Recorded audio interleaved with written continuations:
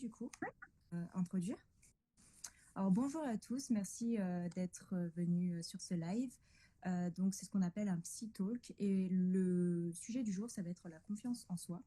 Donc comme invité on a Muriel Carrère qui va nous parler un peu de ce sujet. Donc c'est une experte dans ce domaine puisqu'elle est sophrologue, psychologue. Et donc on va parler en fait de l'importance de la confiance en soi, les impacts que ça peut avoir en fait dans notre vie de tous les jours. Et pourquoi c'est un sujet aussi assez important parce qu'on en parle beaucoup autour de nous, que ce soit sur les réseaux sociaux aussi, c'est un sujet qui revient beaucoup. Aussi, est-ce que c'est quelque chose d'inné, d'acquis et comment on peut travailler grâce à des outils pour pouvoir et faire évoluer en fait cette confiance, euh, on va dire, et être un peu plus serein, on va dire, dans la vie de tous les jours. Donc, est-ce que tu peux commencer par te présenter, Muriel? Donc bonjour Taoli, bonjour à tous. Donc je suis Muriel Carrère, je suis docteur en psychologie du développement, psychologue de l'orientation de l'évaluation et du conseil, et j'utilise dans ma pratique, entre autres techniques, des techniques qui sont basées sur les thérapies cognitivo-comportementales. J'utilise également la sophrologie et l'hypnose. L'objectif, c'est vraiment de pouvoir prendre la personne dans son ensemble avec ses croyances, ses comportements, ses émotions dans des situations données. D'accord, merci beaucoup. Et donc, on va juste commencer par une question assez simple. Pourquoi, selon toi, la confiance en soi, c'est un sujet aussi important? Alors, il y a plusieurs éléments qui font que c'est un sujet important. Tout d'abord, on est à l'heure actuelle dans une société où on a à disposition de nous quantité de médias, quantité de réseaux sociaux.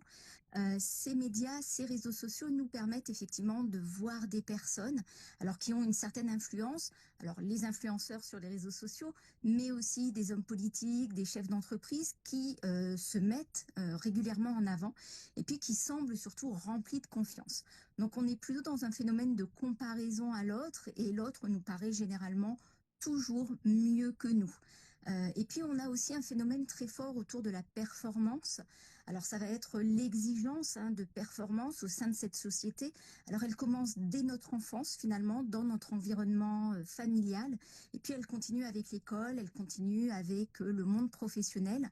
Il faut effectivement être en capacité de maîtriser, de prendre des décisions rapides. Et donc tout ça joue aussi sur la confiance, et la confiance joue sur cette performance. Et puis enfin, il faut savoir que la confiance, elle est essentielle pour une bonne santé mentale, puisqu'effectivement, un manque de confiance va amener la personne à douter d'elle-même, va éventuellement créer un repli sur soi, où la personne va essayer d'éviter toutes les situations où elle est exposée. Et on peut très vite arriver effectivement à des situations où la personne peut se retrouver en dépression. Très intéressant. Et tu parlais justement de l'environnement, de l'école, etc. Et moi, j'avais une question parce que je me pose souvent en voyant certaines personnes, j'ai l'impression qu'elles sont naturellement plus confiantes que d'autres. Est-ce que ça s'explique par l'environnement ou bien tu penses que c'est inné, acquis, ce sont des personnes qui l'ont travaillé ou est-ce que vraiment l'environnement a un impact assez important sur notre personnalité et le développement de notre confiance? Alors, l'environnement a un impact. Alors, si tu veux bien, on va commencer par définir ce qu'est la confiance. Donc, la confiance en soi, c'est l'idée que nous nous faisons de notre capacité à affronter une situation donnée. Donc, avoir confiance en soi, c'est effectivement avoir la conviction de posséder les ressources pour faire face à ce qui va arriver. Donc l'environnement va jouer un rôle, bien entendu. Quand on est dans une famille qui nous a aidés à avoir cette confiance, qui nous a encouragés en nous disant qu'effectivement on était capable, qu'on avait les ressources d'eux, ça va aider. Mais malgré tout, cette confiance, elle peut se développer. Ça veut dire qu'on a par exemple des personnes qui n'avaient absolument pas confiance dans leur enfance ou tout au long de leur scolarité, et puis qui vont se révéler, entre guillemets, et qui vont développer une confiance extrêmement importante quand elles vont arriver dans le monde du travail. Alors on peut avoir l'inverse également. Donc c'est pour ça que l'environnement va effectivement vraiment jouer un rôle.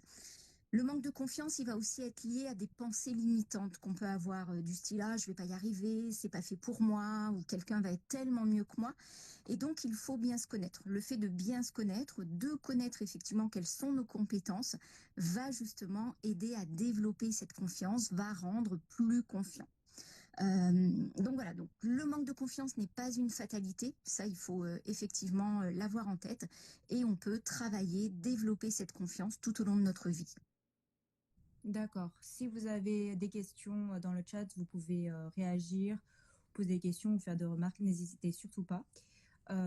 Du coup, c'est assez rassurant de se dire que c'est quelque chose qu'on peut travailler, qui est pas forcément, même si on l'acquiert pas pendant notre enfance, et qu'on peut compter sur ses compétences justement pour avoir confiance en soi. Et on a beaucoup aussi de fausses idées qui circulent autour de la confiance en soi. Est-ce que tu peux en parler?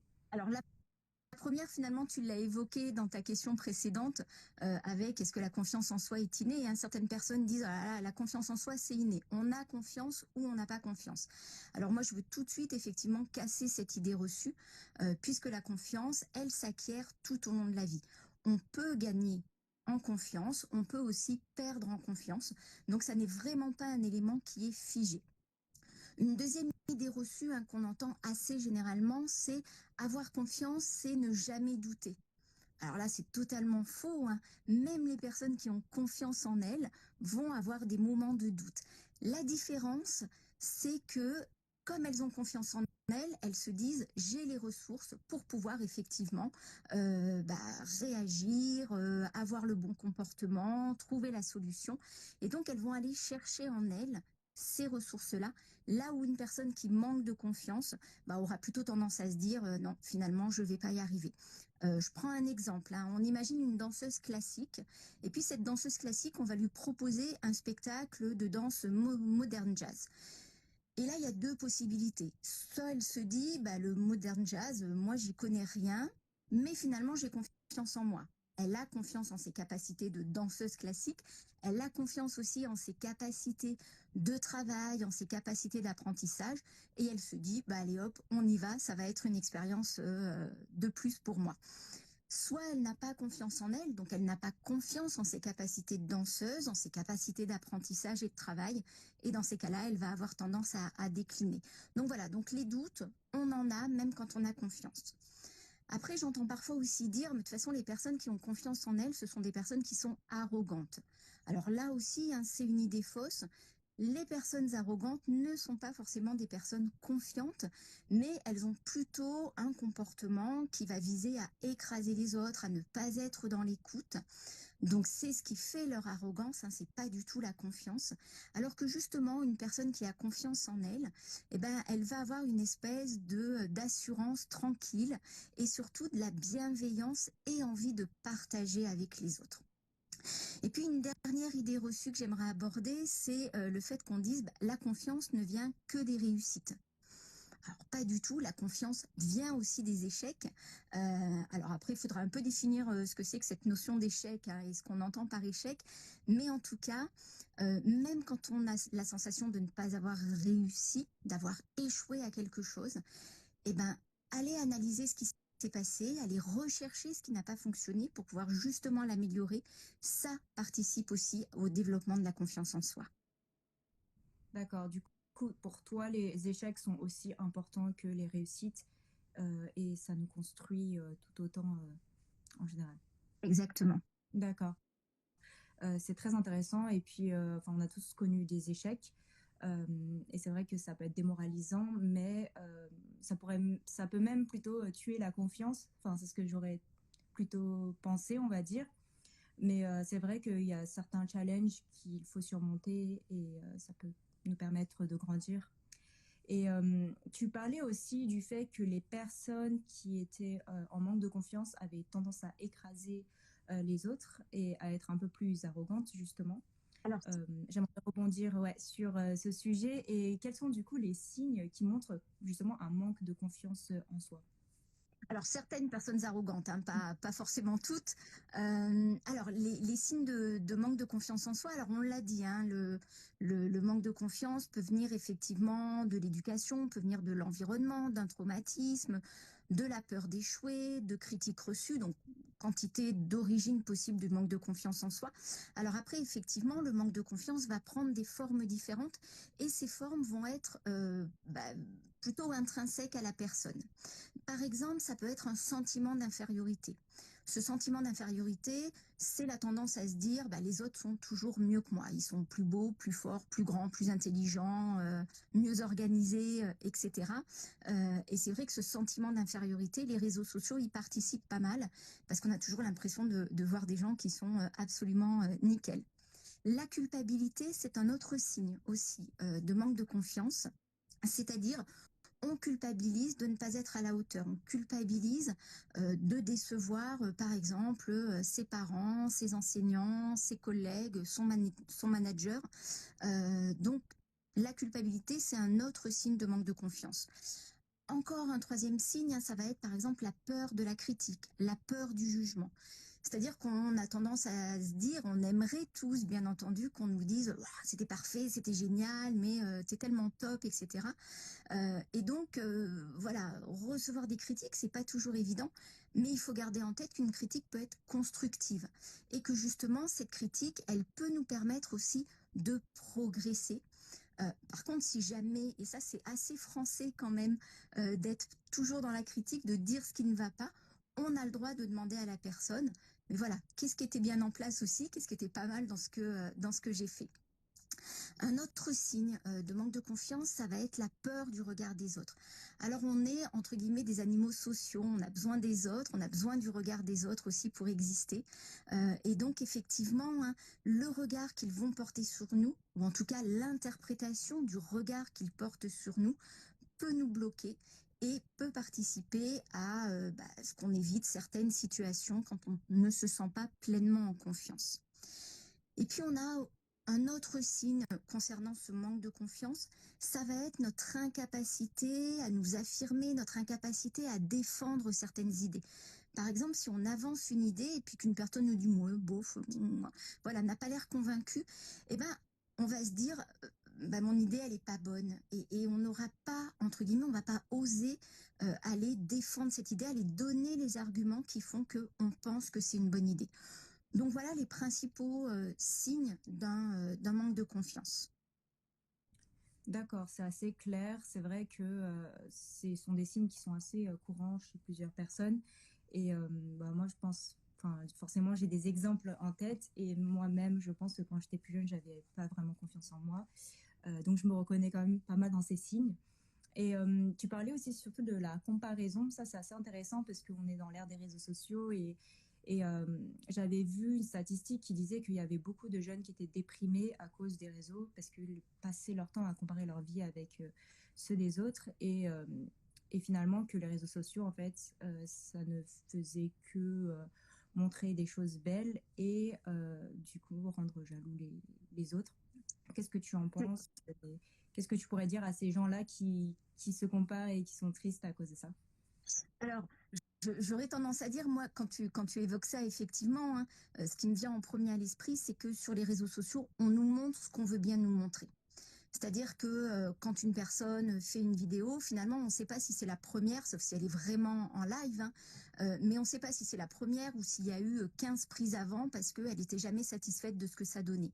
Et puis ensuite, quand les gens sur les réseaux sociaux publient des photos, publient des vidéos, il y a aussi le contexte. Elles ne le font pas dans n'importe quel contexte, hein. Tout est calculé, tout est géré, la lumière, l'environnement, enfin voilà, hein, si jamais je me prends en photo sur une plage avec des palmiers, le ciel bleu, etc.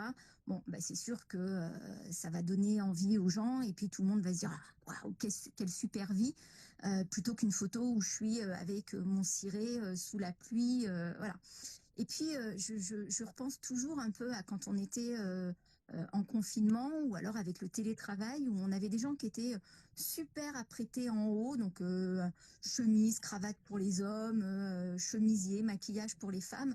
Et puis finalement, les gens avouaient d'eux-mêmes que en bas, ils étaient en pyjama, en short, en jogging, en chaussettes.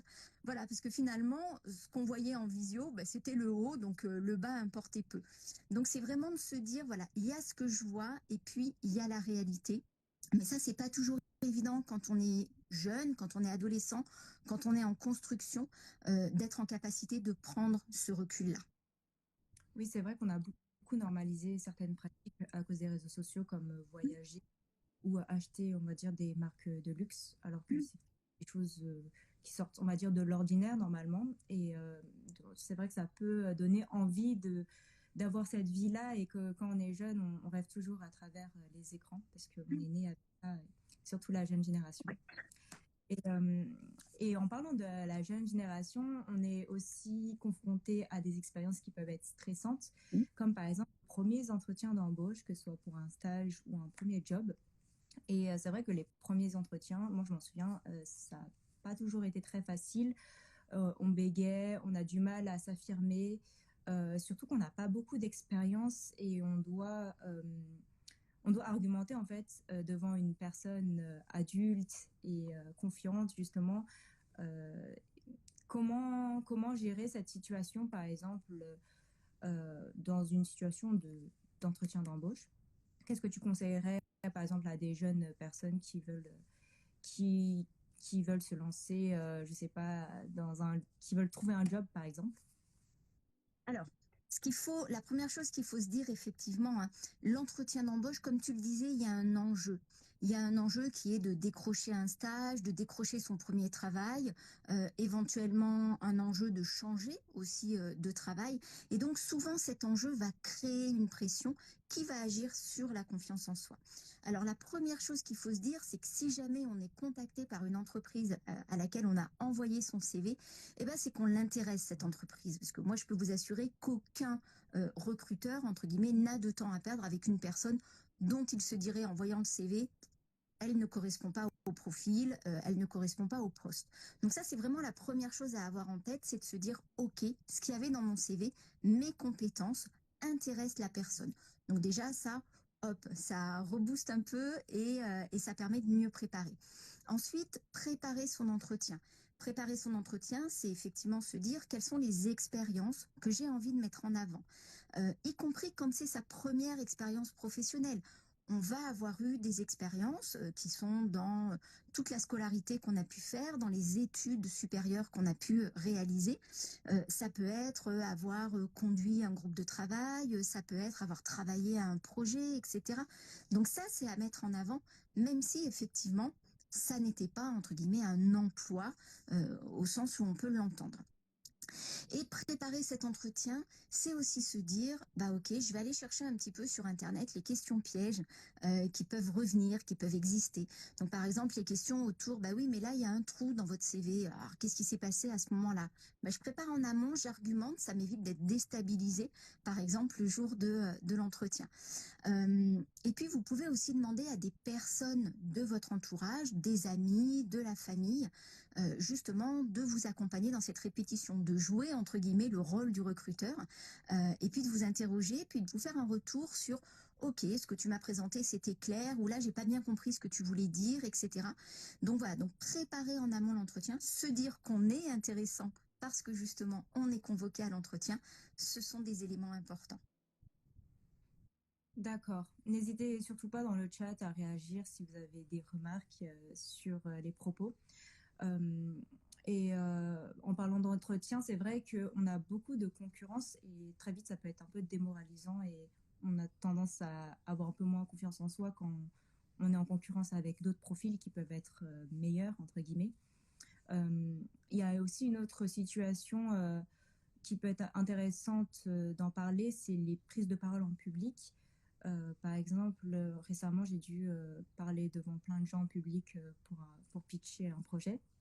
Et c'est vrai que bon, on s'est préparé en amont, mais ça m'a aidé, on va dire, à avoir un peu plus confiance en moi. Mais c'est vrai que c'est un exercice qui est assez difficile, et il y a beaucoup de gens qui ont peur, justement, et qui n'aiment pas ce genre de situation.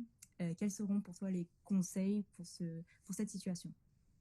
Alors souvent, la prise de parole en public, bon, alors qu'elle soit dans le cadre scolaire, dans le cadre d'études supérieures ou dans le cadre professionnel, eh ben, on est directement confronté au regard des autres.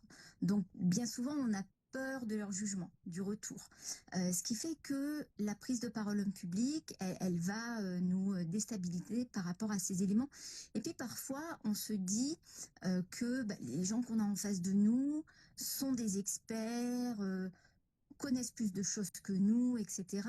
Et ça aussi, c'est une idée à, on va dire, se sortir de la tête, parce que bah, quand on a travaillé dans le cadre scolaire, hein, la prise de parole, elle va se faire par exemple lors d'un exposé, bah, finalement on l'a travaillé cet exposé. Et justement, le fait de l'avoir travaillé fait qu'on a plus d'expertise que les gens qui sont en face de nous. Quand tu donnais ton exemple où tu devais effectivement pitcher un projet, bah, finalement ce projet, tu le connais, c'est toi qui l'as construit, c'est toi qui l'as porté. Et donc, tous ces éléments-là, toi, tu les as en toi, alors que le public, lui, ne les connaît pas. Donc, c'est vraiment se dire, bah, dans cette position-là, finalement, l'expert, c'est moi. Et si les gens sont dans le public ou dans la salle de cours hein, pour écouter, ils sont aussi là pour apprendre des choses de ce qui va être dit.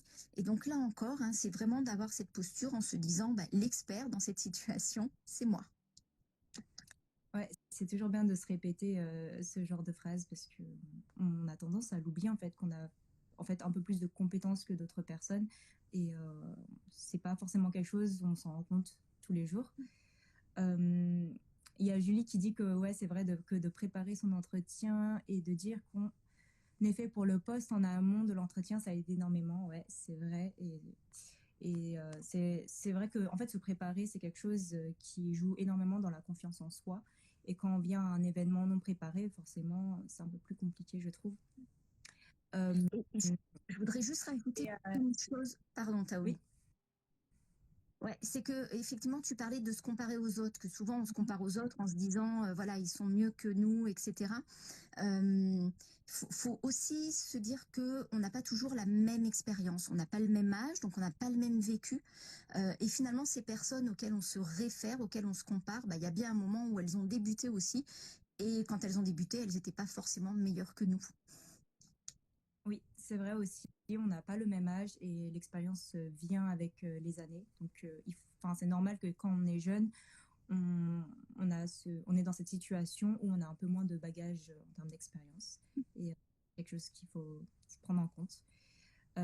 Maintenant qu'on a défini la confiance en soi et qu'on a vu un peu des situations, des mises en pratique, est-ce que tu pourrais nous parler un peu des outils ou des exercices que tu recommanderais pour booster cette confiance en nous et bon, un peu ton expérience sur ces exercices. Oui. Alors, pour les outils, on se remet un petit peu en tête hein, la définition de la confiance, c'est-à-dire hein, c'est l'idée que l'on se fait de nos ressources, des compétences qu'on peut avoir. Et donc c'est plutôt une perception qu'on a de nous-mêmes qu'une évaluation d'une personne extérieure. Et donc il faut travailler cette perception qu'on a de soi. Très souvent, on est bienveillant envers les autres, on l'est beaucoup moins envers soi-même, et donc il va falloir travailler ça. Je dirais que la confiance en soi, c'est presque une quête d'identité. Il faut aller à la rencontre de nos ressources pour pouvoir se dire, bah voilà ce que je peux mettre en avant. Alors un des premiers conseils que je donnerais, c'est d'associer la confiance à un contexte. Parce que finalement, dire je veux avoir confiance, ben, ça correspond pas à grand-chose. Je veux avoir confiance, mais quand? Dans quelle situation précise? Parce qu'en plus, on n'est jamais en manque de confiance totale. Ça veut dire que parfois, quand je suis avec mes amis, quand je suis avec les membres de ma famille, je suis en pleine confiance. J'ose m'exprimer, dire ce que je pense, défendre mes idées.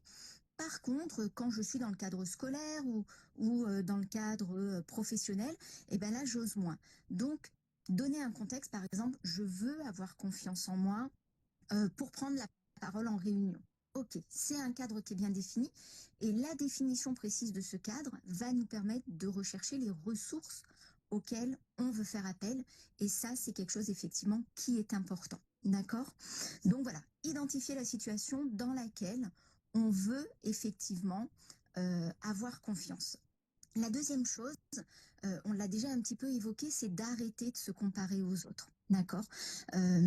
Souvent, on prend des exemples, des personnes qui nous inspirent. Alors, ça peut être positif, si ça nous tire vers le haut. C'est positif si ça nous booste. Par contre, si jamais ça nous fait nous dévaloriser par rapport à ces personnes, eh ben ça, c'est pas très très bon. Je vais vous donner un exemple. Rihanna, quand elle a débuté, alors on sait tous quelle star internationale Rihanna est aujourd'hui. Quand elle a débuté dans ce qu'on appelle un talent show aux États-Unis. Et finalement, vous pouvez retrouver sur Internet ses débuts.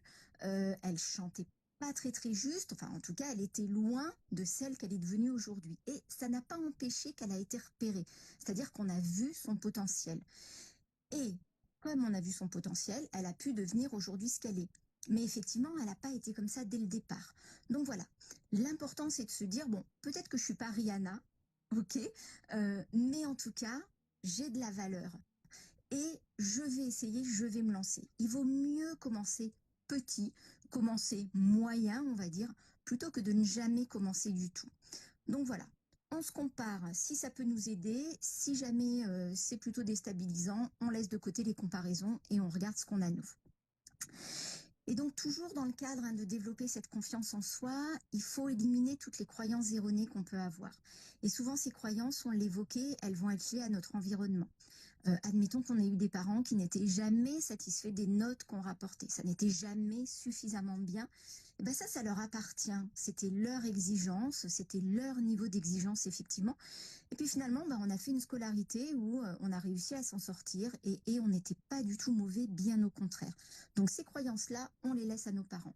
Admettons qu'on ait un responsable qui nous dise « Ah, mais t'es lent dans le travail que tu fais, etc. » Ça lui appartient, cette notion de vitesse. Et donc peut-être qu'on est lent, mais peut-être qu'aussi on fait un travail de meilleure qualité que d'autres personnes. Donc voilà, donc toutes ces croyances qui appartiennent finalement aux autres, on les laisse de côté. Alors moi, il y a un exercice que j'aime bien et que je conseille assez souvent aux personnes, c'est de commencer par exemple à lister toutes les situations, personnelles ou professionnelles, où il y a un manque de confiance. Une fois que vous avez fait cette liste, vous prenez des post-it. Alors, vous prenez des post-it de 3 couleurs différentes. Par exemple, jaune, vert et orange. Sur les post-it jaunes, vous allez noter les situations que vous avez listées et qui sont en lien à un manque de confiance par rapport à la peur du regard des autres. La peur d'être jugé, la peur d'être moqué. Toutes ces situations-là, ce qu'il faut que vous fassiez effectivement, c'est changer le regard que vous avez sur vous-même. Parce que finalement, d'accord, les ressources, vous les avez en vous. Sur les post-it verts, vous allez par exemple noter toutes les situations où le manque de confiance est lié à une peur en vos capacités. La peur de ne pas savoir faire, de ne pas avoir les compétences pour. Et là, l'action à mener, ça va être effectivement d'aller chercher ses compétences, d'aller chercher ses capacités. Je vous donne un exemple, on vous demande de faire une présentation PowerPoint, et puis PowerPoint, vous avez un peu entendu parler de ce que c'était, mais vous n'êtes pas au top du top, c'est se dire, ok, je vais aller regarder un petit peu des exemples, éventuellement, je vais demander l'aide de quelqu'un. Et puis sur les post-it orange, vous allez noter les situations où le manque de confiance est lié à une expérience antérieure négative ou à un échec. Et là, il va falloir effectivement travailler pour changer ce regard. C'est-à-dire expérience négative, ok, mais en quoi est-ce qu'elle peut devenir une expérience constructive? Qu'est-ce qu'elle m'a appris sur moi-même? Qu'est-ce qu'elle m'a aidé finalement à développer, à analyser? L'échec n'est pas grave, comme on a dit, à partir du moment où on s'en sert pour pouvoir rebondir. Si jamais il y a des questions, vous n'hésitez pas. La confiance, elle vient donc de nos compétences, de nos capacités.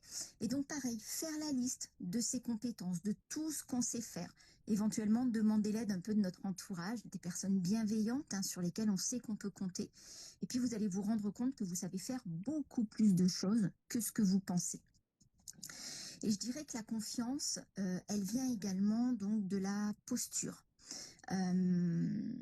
Souvent, on se tient un petit peu voûté, la tête qui rentre dans les épaules. Alors en plus, justement, le fait d'être sur nos téléphones participe aussi à avoir un petit peu cette position. Euh, le fait d'avoir les pieds bien ancrés au sol, d'avoir le dos droit, ça participe à la confiance. Alors je vous propose là tous derrière vos écrans un petit exercice. Donc vous posez vos deux pieds bien à plat au sol, vous redressez votre dos, d'accord. Vous allez abaisser vos épaules. Alors vous allez voir que ça ouvre la cage thoracique. Hein. Tout de suite on a l'impression d'être plus fort. Votre tête bien droite. Et donc cette posture, c'est aussi une posture de confiance qui va aider, d'accord, à sentir physiquement justement qu'on est solide. Je continue, Taoli, ou est-ce que tu as quelques questions que tu as repérées? Ouais, il y a une question de Elisa. Donc, j'attendais juste que tu termines ton enfin, les exercices que tu as mentionnés, qui sont très intéressants.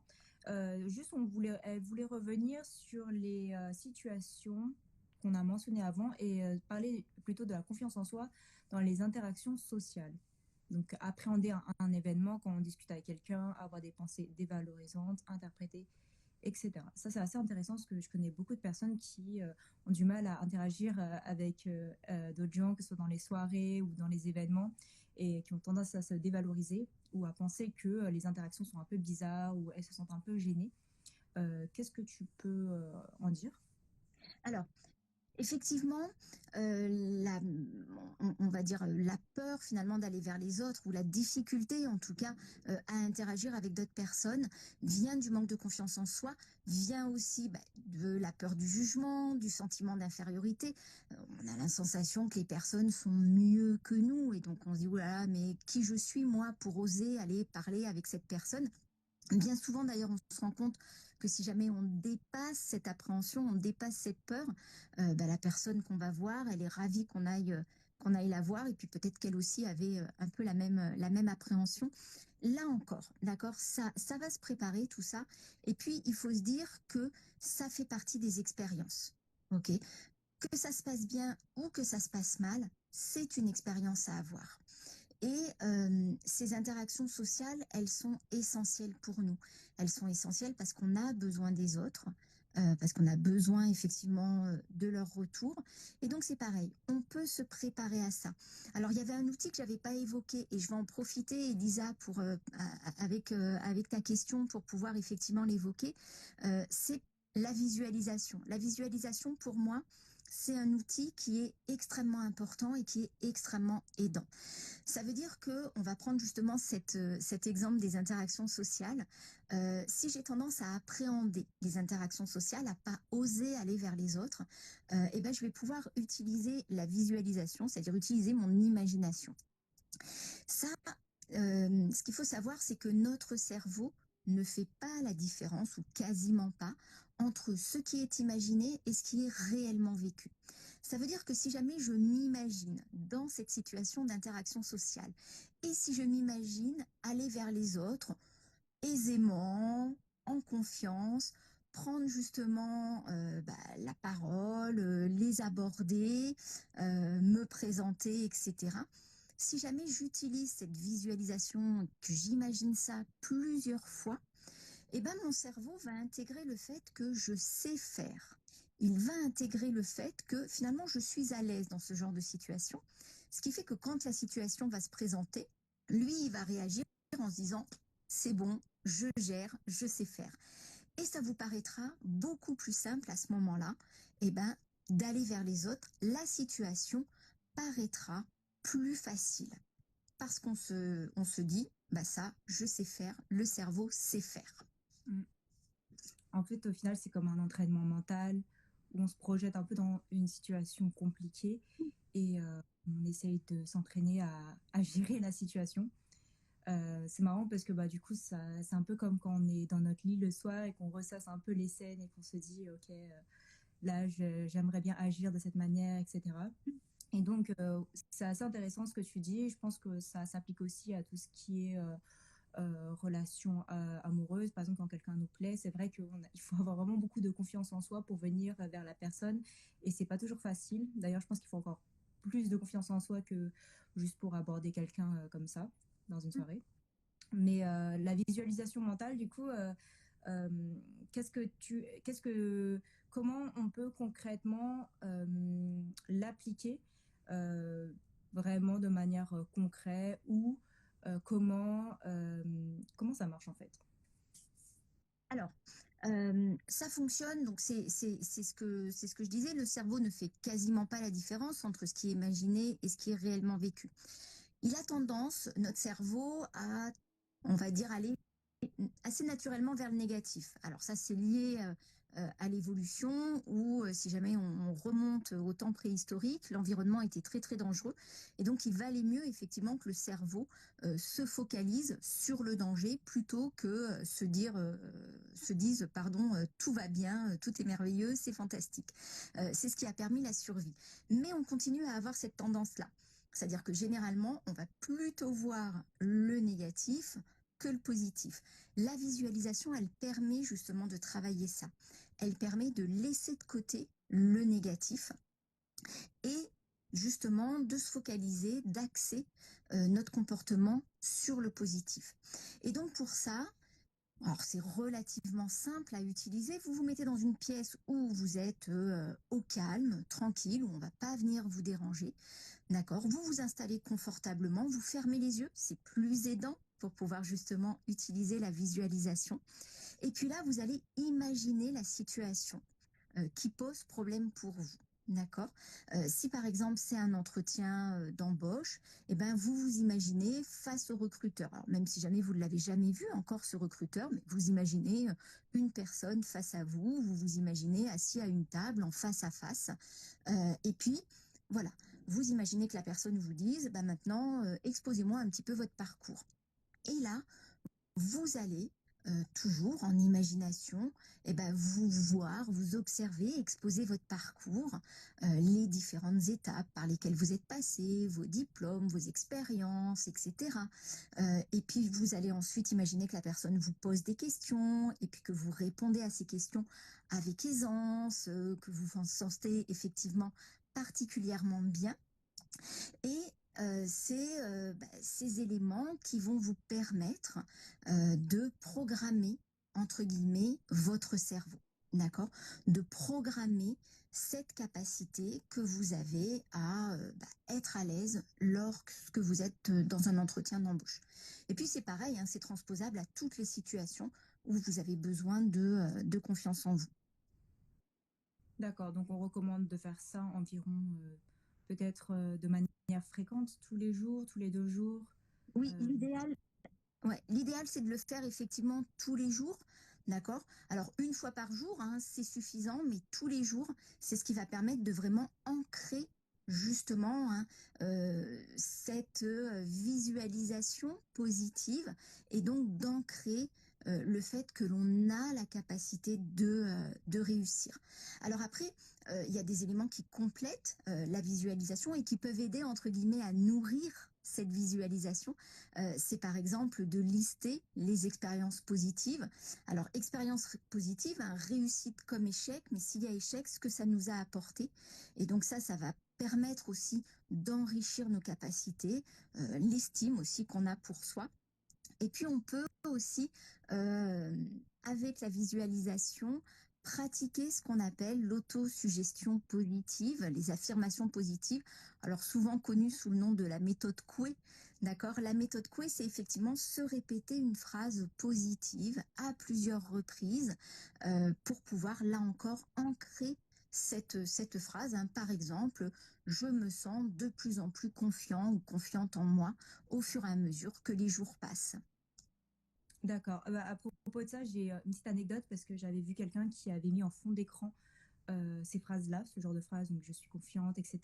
Et comme en fait on déverrouille notre téléphone minimum, je sais pas, 30 fois par jour, c'est vrai qu'on a tendance à retomber sur ce texte et je trouve ça assez intelligent d'avoir fait ça comme ça parce qu'on ne pense pas et on regarde notre téléphone et donc on lit la phrase. On va peut-être prendre une petite question. Donc, il y a Lucas qui demande des conseils quand on souffre du syndrome de l'imposteur et pour les jeunes diplômés. Donc ça, c'est assez intéressant parce qu'on a tendance à avoir un décalage entre l'éducation qu'on a eue à l'école, donc formation, et le monde réel du travail. Et il y a des jeunes diplômés qui ont tendance à avoir un décalage entre ces deux mondes et donc ils ont l'impression aussi d'avoir ce syndrome de l'imposteur. Euh, Qu'est-ce que tu peux en dire? Alors, le syndrome de l'imposteur, là encore, c'est quelque chose qui est vraiment très personnel. Ce syndrome de l'imposteur, c'est nous, entre guillemets, qui le créons, qui l'avons, qui ressentons. D'accord, cette impression de ne pas être à notre place. Alors de ne pas être à notre place en disant mais il y a des gens qui sont plus compétents que moi, mais qui auraient dû l'avoir et puis qui ont beaucoup plus bossé, qui ont plus d'ancienneté. Enfin, tous ces éléments, là encore, qui sont liés à la comparaison avec les autres et au fait qu'on va avoir tendance à se rabaisser. Finalement, ce syndrome de l'imposteur, pour pouvoir le dépasser, là encore, c'est se dire que si jamais on est à cette place-là, quelque part, c'est qu'on le mérite. Alors oui, on a peut-être moins d'expérience qu'une autre personne qui est dans l'entreprise depuis plus longtemps que nous, mais quelque part, c'est aussi que on a sûrement des compétences qu'elle n'a pas. Alors, ce que j'entends par compétences, c'est les savoirs, les savoir-faire, les savoir-être. Et c'est ça qui va jouer. D'accord. Si au contraire, finalement, on a obtenu un poste au fur et à mesure de notre expérience et qu'on n'a pas forcément les diplômes pour, là aussi, on peut avoir un syndrome de l'imposteur en se disant, mais finalement, sur le plan universitaire, sur le plan des diplômes, je n'ai pas ce qu'il faut. Oui, mais là encore, l'expérience qui a été acquise a participé à développer des compétences qui ne sont peut-être pas des compétences académiques, hein, au sens des compétences apprises lors des études, mais qui sont des compétences qui ont été acquises par l'expérience. Et c'est d'ailleurs pour ça qu'en France, hein, on valorise aussi ces expériences qui sont acquises justement au cours de nos différents emplois. Donc vraiment, ce syndrome de l'imposteur, il est lié au regard qu'on va poser sur soi. Et donc poser un regard bienveillant sans se comparer aux autres et se dire que finalement, on mérite d'être à cette place-là. Mm. Ouais, c'est assez rassurant d'entendre ces mots, parce que c'est vrai qu'on a tendance à se dire qu'est-ce qu'on fait ici, pourquoi j'ai eu ce job, il y a quelqu'un qui a plus de compétences et qui est plus âgé, qui aurait pu l'avoir, qui pourrait mieux faire le travail. Et c'est vrai que c'est assez compliqué d'avoir un regard bienveillant sur nous-mêmes, sur les compétences qu'on a acquises au cours de notre formation. Donc c'est une très très bonne question. Il y a aussi Elisa, alors c'est un autre sujet, mais qui demande une technique pour les situations où on en fait trop jusqu'à faire fuir dans les relations par manque de confiance. Alors je pense que c'est dans le cas où, alors je ne sais pas Elisa, tu peux me corriger si j'ai bien compris ta question, c'est que tu essayes de trop en faire, peut-être te prouver, de trop te prouver euh, à la société, peut-être, je sais pas. Et du coup, ça fait fuir la personne parce qu'elle a un petit peu peur de ça. J'ai compris en tout cas cette question comme ça. Je sais pas, Muriel, si ça te parle. Alors, effectivement, hein, dans notre envie de plaire aux autres, on peut avoir tendance, alors surtout au début d'une relation, que ce soit une relation amicale, professionnelle ou une relation amoureuse, on peut avoir tendance à en faire trop, c'est-à-dire à se dire il faut vraiment que voilà, je fasse mon maximum pour que cette personne ait envie de rester avec moi, pour que je lui prouve, d'accord, que ça vaut la peine. Et puis dans ces cas-là, la personne au contraire peut prendre peur de voir tout ce qui est fait par l'autre. Alors ce qu'il faut dans ces cas-là, hein, ce que vous pouvez faire Elisa, c'est notamment vous poser quelques instants et puis essayer d'adopter, entre guillemets, la position de l'autre. C'est-à-dire de vous dire, ok, là par exemple, j'ai l'intention de faire ça. Finalement, si une personne que je connaissais avait ce comportement-là ou faisait ça, qu'est-ce que moi j'en penserais?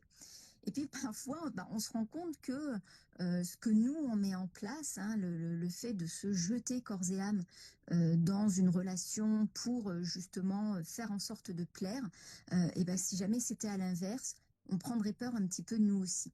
Donc c'est toujours se dire, ok, il faut que je reste moi-même. Et puis finalement, si jamais la personne, elle est intéressée par moi, elle le sera entre guillemets avec mes qualités et avec mes défauts. Et du coup, voilà, ça permet de poser un peu plus effectivement son comportement. Et puis ça permet finalement de ne pas surinvestir une relation ou une situation en se perdant soi-même, en s'oubliant. Justement pour essayer de plaire absolument. Alors, je ne sais pas si j'ai répondu à votre question, Elisa. En tout cas, du coup, tu parles du fait de se mettre à la place de l'autre, ce qui est assez intéressant, mais je pense que c'est vrai que ça demande un effort, on va dire, ouais, un effort, on va dire, pour se projeter dans le regard de l'autre. Et ça, c'est pas toujours facile et on n'a pas forcément confiance, mais c'est vrai que c'est une très bonne technique. Peut-être que ouais, voilà, ça peut nous aider à être un peu, à en faire un peu moins peut-être dans des situations. Et ça peut éviter des situations un peu plus malaisantes. Mais c'est très intéressant en tout cas comme réponse. Alors, est-ce que vous avez des dernières questions sur les situations? Sinon, on va passer à la discussion autour de Welly. On est là aussi, on représente donc l'équipe Welly, une application qui propose des séances de visualisation dont Muriel a parlé, euh, de manière extrêmement personnalisée puisqu'on va utiliser une intelligence artificielle pour, on va dire, coller au plus à l'utilisateur. Donc, par exemple, si on aime la montagne, on peut se visualiser dans la montagne, à la plage, euh, chez ma grand-mère, etc. Donc, comme on vous l'a dit, c'est un exercice qu'on peut faire un peu partout, donc à la maison, dans les transports, quand on a un moment, en fait, on peut faire une petite séance de visualisation, ça dure moins de 5 minutes, c'est des séances audio. Récemment, on a sorti une mise à jour justement avec un programme de relaxation, donc en plusieurs étapes. Euh, Muriel nous a aidé d'ailleurs dans ce processus. Tu peux nous en parler un petit peu ou pas de ce programme, on va dire, très fait qu'on vient de proposer sur l'application? Ouais. Je vais en parler. Je vais juste rebondir sur ce que tu disais hein, par rapport aux visualisations et par rapport au fait qu'effectivement les gens pouvaient choisir le contexte. Par rapport à ce qu'on vient d'évoquer avec la confiance en soi, c'est justement un outil qui peut être utilisé pour se dire ok, je veux une visualisation où je suis dans un entretien d'embauche, de face à face, etc. Ou alors je suis dans une situation où je présente un exposé face à un groupe de personnes. Donc ça permet de travailler ces différentes situations. Alors par rapport au programme pré-construit que tu as évoqué, l'objectif c'est d'avoir en 4 séances de travailler une problématique spécifique. Donc là par exemple on a effectivement la problématique autour de la relaxation qui permet d'avoir un travail progressif pour arriver justement à un état de détente, de relaxation totale. Et donc pour ça, les séances sont construites de manière à, dans un premier temps, évacuer, éliminer ce qui peut être une entrave justement à la détente et d'installer ensuite petit à petit cet état de détente et de finir par le renforcer.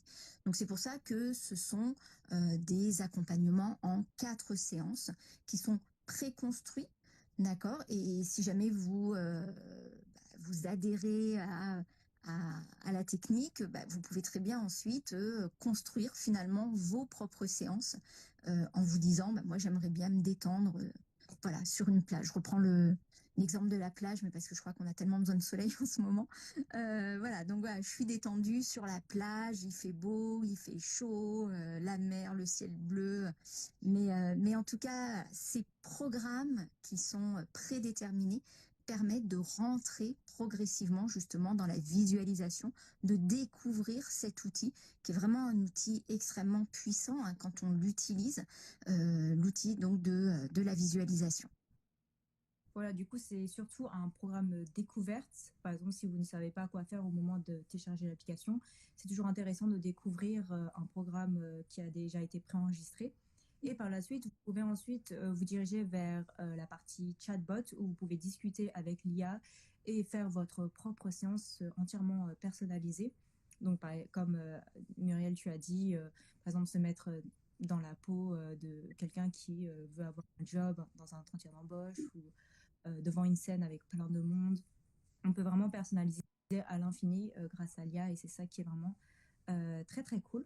Donc l'application, elle est disponible sur App Store et sur Google, Google Store. Donc le lien de téléchargement est en bio du compte Instagram. Vous pouvez aussi retrouver la fiche technique sur les outils et les conseils que Muriel a donnés pendant ce live. Donc tous les exercices qu'elle a mentionnés et ceux des post-it notamment. Et aussi, je vous invite à suivre l'Instagram de Welly si vous voulez suivre un peu notre actualité, les mises à jour qu'on va faire sur l'application. Donc, par exemple, on a sorti un premier programme découverte relaxation, mais on va continuer à sortir des thèmes précis. Bon, par exemple, la confiance en soi, vu qu'on en parle. Et voilà, on poste souvent, on fait des posts un peu sur le bien-être en général. Donc voilà, on a aussi un TikTok, Welly App, du même nom. N'hésitez pas à nous suivre. Et voilà, est-ce que Muriel, tu aurais un dernier mot à adresser au public avant de terminer ce live? Alors, oui, ce que je veux vraiment, hein, ce sur quoi je veux insister, c'est que nous avons tous des compétences, hein. Chacune de ces compétences est à valoriser. Elles ont toutes leur importance. Et puis moi, il y a une phrase que j'aime bien. Alors, je ne sais pas de qui elle est, mais voilà, c'est une phrase que je me répète assez souvent.